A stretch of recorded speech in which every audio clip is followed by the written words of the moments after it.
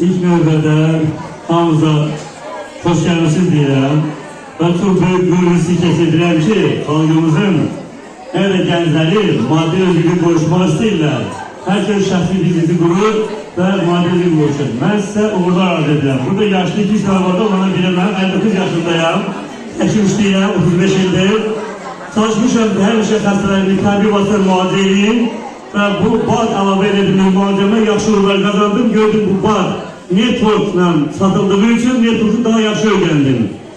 Dünya networkerleri, milyoncular, atamanlardır, Rengige'dir, komandasına koşuldum.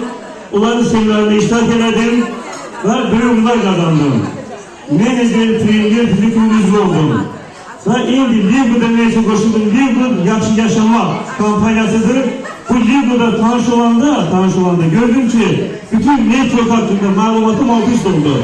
Burada tamam başka bir iş modeli, yeni iş modeliydi. Adına bir sistemdi, çok kıymetlidir. Çünkü herkese burada koşulmaları teklif ederdim. Nasyonlar, yani bütün dünya şirketler nasyonlarına 70 falan indirimlendi. Mesela maliyeti var, $9'dı, bir şirketi $34'dı. Nasyonlar tam terbiye katkısızdı, yeşkalar yoktu terkibinde. Terbiye vaktilerine o saklandı.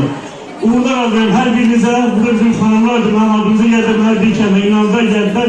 İnşallah ki uğurdan adımı Azerbaycan'da bu inşaat ettiğiniz bu kampanyanın. Teşekkür ederim dikkatinize. Sağ olun. Biz Südan'la şehit havası dolu bir kere söyleyeyim. Çok teşekkürler.